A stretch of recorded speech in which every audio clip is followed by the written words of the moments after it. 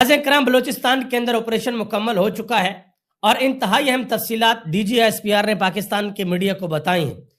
दूसरी जानब अडयाला जेल के अंदर बलूचिस्तान के हवाले से एक अहम तरीन मीटिंग भी होने के लिए जा रही है।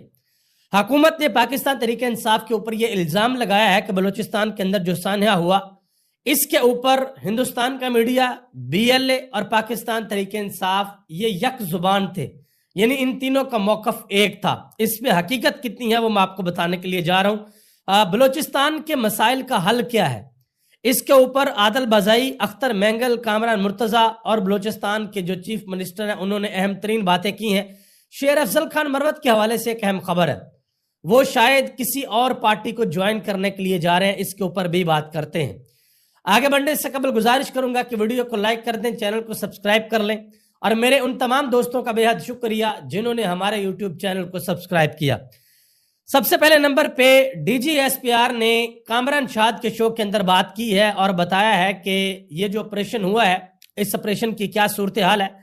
DGSPR ने बताया कि तमाम के तमाम दहशतगर्द जिनकी तादाद थी 33, यानी कि 30 और 3 33, उन सब को जहन्नम वासल कर दिया गया है।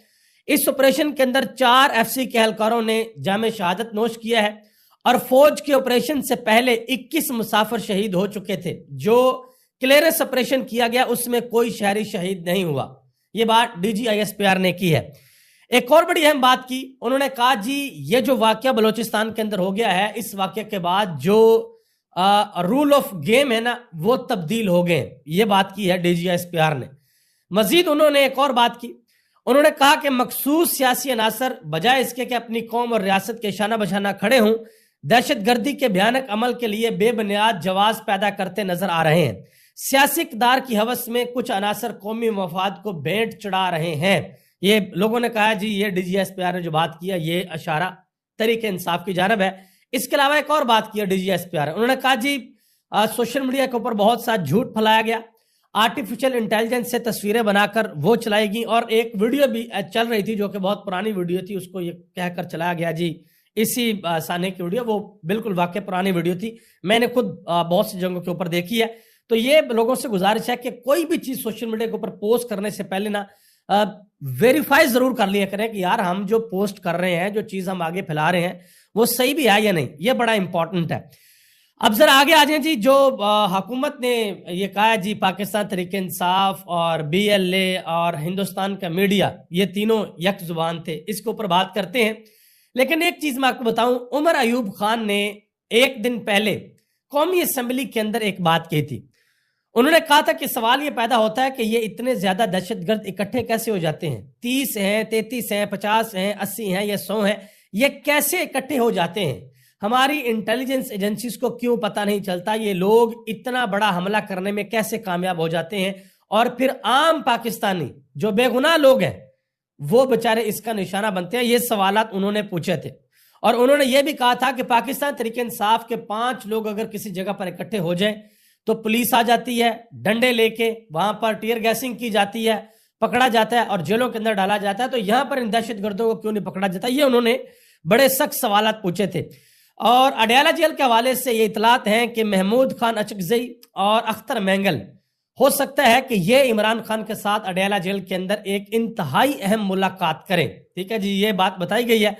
अगर तो ये मुलाकात हो जाती है तो बहुत अच्छी चीज है, लेकिन अगर हुकूमत इस मुलाकात को रोकेगी तो ये इटसेल्फ एक बहुत बड़ी खबर बनेगी कि इमरान खान को महमूद खान अचकजई और अख्तर मेंगल से नहीं मिलने दिया गया बलूचिस्तान के इशू के ऊपर। अब जो पाकिस्तान की हुकूमत है वो जनाब मोहतरम इज्जत माब अता तारड़ साहब कहते हैं जी BLA, पाकिस्तान तहरीक इंसाफ और हिंदुस्तान का मीडिया ये यक जुबान थे। एक चीज मैं आपको बताऊं, जिस वक्त ये अफसोसनाक सान्हा हुआ पाकिस्तान की हुकूमत की जानिब से कोई बंदा भी इंफॉर्मेशन प्रोवाइड करने को तैयार नहीं था, कोई फ्रंट फेस नहीं था कि हमारे वजारत दाखिला में माशाल्लाह 3 लोग हैं, उनमें से कोई बंदा सामने आ जाता, बलूचिस्तान की हुकूमत में से कोई बंदा सामने आ जाता, जो हमारे वजीर इत्तलात हैं वो सामने आ जाते और फौरन से आकर बताते कि भाई क्या सूरत हाल है, एक्चुअल पोजीशन क्या है, ताकि झूठ ना फैलता। और जो हिंदुस्तान का मीडिया वो तो पहले भाई तैयार बैठा होता है, उन्होंने तो 2 नंबरी लगानी होती है और जो बात आपने किया पाकिस्तान तहरीक इंसाफ के ऊपर उसका जवाब दिया फवाद चौधरी ने। انہوں نے کہا جی کل نون لیگ کے وزراء کو ہدایت دی گئی تھی کہ بلوچستان میں دہشت گردی کے معاملے پر عمران خان کی ذات کو ٹارگٹ کریں۔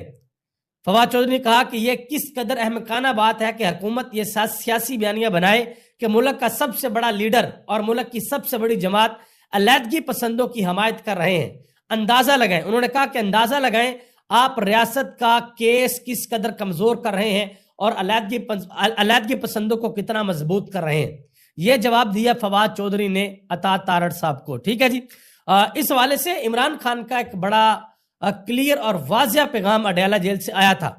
عمران خان نے کہا تھا کہ بلوچستان میں دہشت گردی پنپ رہی ہے اور وہاں کے مسئلے کا کوئی سیاسی حل نہیں نکال رہا۔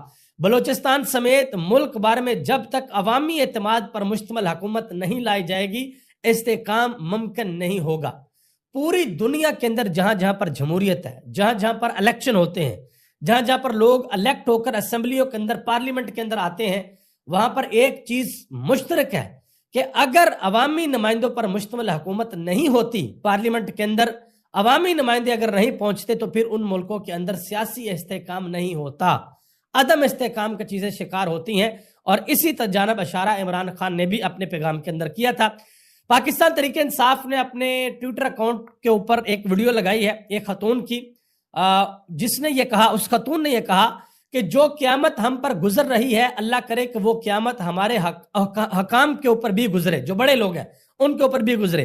انہوں نے کہا یہ خود تو ایک چوک سے دوسرے چوک تک جانے کے لیے پروٹوکول استعمال کرتے ہیں اور ہم جو ٹیکس دیتے ہیں ہمارا کوئی حال نہیں ہے۔ یہ اس خاتون نے بتایا جو کہ عینی شاہد تھی جن کے ساتھ یہ ہوا، جو سفر کر رہے تھے۔ اس کے علاوہ آگے آ جائیں جی، عادل بزئی خان، انہوں نے حامد میر کے شو کے اندر بات کی۔ انہوں نے کہا جی بلوچستان کے مسائل کا حل کوئی آپریشن نہیں بلکہ صاف اور شفاف الیکشن ہے۔ انہوں نے کہا کہ میرے علاوہ کوئٹہ میں کوئی بھی کوئٹہ کا منتخب نمائندہ دکھا دیں کہ جس کے پیچھے عوام کا ووٹ ہو۔ انہوں نے کہا کہ ادھر ادھر سے لوگ اٹھا کر اسمبلی کے اندر بٹھا دیے گئے ہیں، عوامی نمائندے نہیں۔ ٹھیک ہے جی، پھر ان سے سوال بھی پوچھا گیا کہ بھئی آپ کو وہ پولیس کیوں پہنچ جاتی ہے، آپ کے پلازے کیوں گرائے جاتے ہیں۔ انہوں نے کہا جی میرا قصور صرف اتنا ہے کہ میں عمران خان کے ساتھ کھڑا ہوں اور مجھے اس چیز کی سزا دی جاتی ہے۔ پھر انہوں نے ایک اور بات کی، انہوں نے کہا جی 20 سال پہلے اکبر بھگٹی، عطا اللہ مینگل اور خیر بخش مری نے جو کہا تھا وہ سچ ثابت ہو رہا ہے۔ آج یہ تینوں زندہ ہوتے تو بلوچستان کے حالات کو نہیں سدھار سکتے تھے، اور یہ بات حامد میر صاحب نے ٹویٹ بھی کی ہے اپنے ٹویٹر ہینڈل سے۔ ٹھیک ہے جی، ایک اور بات ہے، بلوچستان کے ایک اور رہنما ہے، انہوں نے ایک اور بات کی ہے۔ انہوں نے کہا جی اس وقت جو بلوچستان کے حالات ہیں وہ اس اسپیکٹ سے بھی خراب ہے کہ اب جو بلوچستان کی قیادت ہے وہ پرانے لوگوں کے پاس نہیں ہے، اب وہ نئے لوگوں کے پاس ہے، اب وہ نوجوانوں کے پاس ہے، اور جو نوجوان ہیں وہ کہتے ہیں جی بھئی ہمارے یہ مطالبات ہیں، ہمارے مطالبات مانیں، ہماری بات سنیں تو پھر ہم آگے بڑھ سکتے ہیں، ادروائز نہیں بڑھ سکتے۔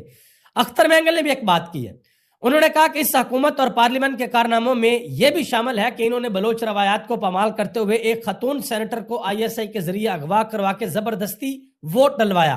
ہمارے ہاں روایت ہے کہ چاہے جنگ ہو رہی ہو یا قتل و غارت، اگر کوئی خاتون سر سے دوپٹہ اتار دے تو ہم فوری جنگ بندی کر دیتے ہیں، فوری طور پہ جنگ کو روک دیتے ہیں۔ لیکن یہاں نہ روایت کا احترام کیا گیا، نہ اصولوں کی پرواہ کی گئی، بلکہ طاقت کے زور کے اوپر جمہوری اقدار کو رون دیا گیا۔ یہ بات کی ہے اختر مینگل نے۔